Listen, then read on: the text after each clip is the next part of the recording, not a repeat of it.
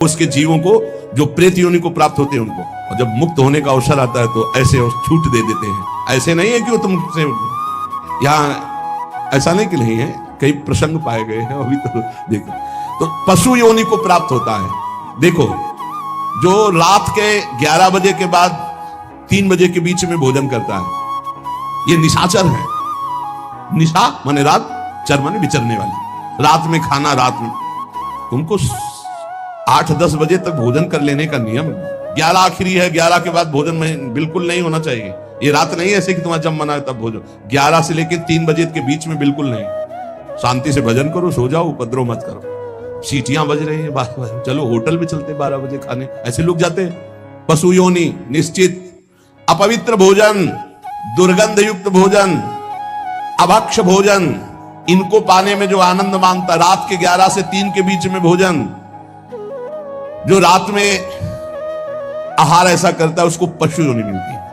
जो दूसरों का धन चोरी करता है, जो विद्वान बन करके दूसरों की वंचना करके धन को लूटता है, जो अपने कर्तव्य कार्यों से अनभिज्ञ होकर मनमानी आचरण करता है, जो समयोचित सदाचार का ज्ञान नहीं रखता, वो मूर्ख पशु योनियों को प्राप्त होता है।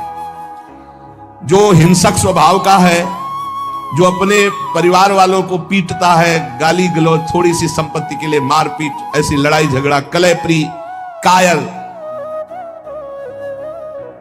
कुत्ते की योनि को प्राप्त होता है।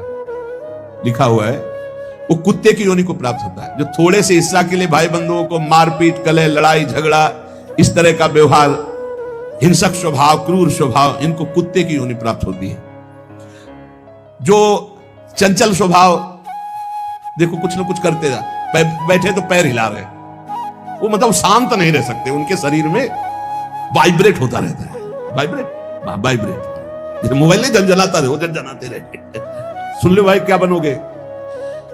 और जो दूसरे के भोजन के लिए लालायित रहता है, कहां से निमंत्रण आ जाए, कैसे हो जाए, क्या व्यवस्था बन जाए, सुनो।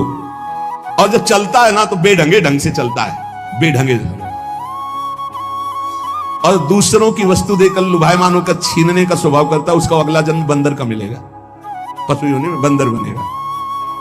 जो वाणी से सदैव कटु बोलता है, कुटुंबियों से द्वेष करता है, लोगों की चुगली खाता है, उसे अगला जन्म सर्प योनि का मिलेगा। कुटुंबियों से द्वेष करता है, दूसरे की चुगली खाता है, उद्वेगजनक वचन, उद्वेग माने भारी क्लेश पहुंचाने वचन, दूसरे की निंदा करना, चुगली करना, तो विषधारी सर्प बनता है।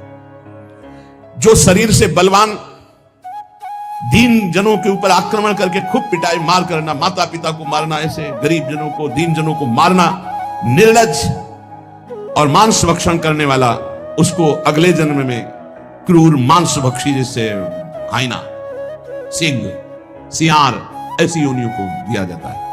क्रूर हिंसक पशु, सिंह जैसे है, जैसे लकड़बग्घा है ना, लकड़बग्घा है, भेड़िया है, ऐसे जो मांस भक्षण करने वाले हैं, जिनकी आवाज दूसरों को सदैव दुख ही देती है। बोलने का मतलब है दुख ही देना। जो दूसरे को, अब जैसे जा रहे हैं, जंजीर खींचा, वैसे वो गिर गए, उनके अंग भंग हो रहे, वो समझ रहे 30-40 हजार की सोने की चैन खींच ली तो हम ब्रह्मा बन जाएंगे। देखो उनको क्या बनना पड़ेगा।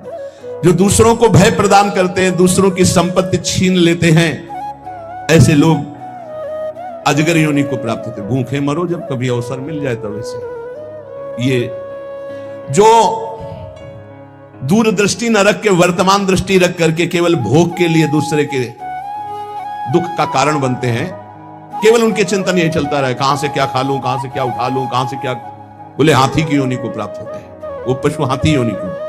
इस तरह से 83,99,999 योनियां हैं।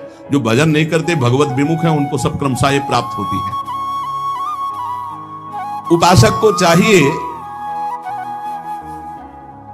कि कम से कम इतना तो कर ले कि अगला जन्म मनुष्य का हो जाए, फिर भजन करे अगर कोई कमी रह गई हो।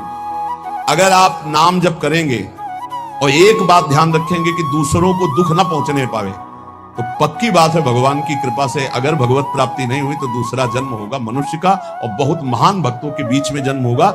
जन्म से ही भजन प्रारंभ हो जाएगा और आप यौवन अवस्था प्राप्त होते होते भगवत प्राप्त हो जाएंगे, काम हो जाएगा आपका।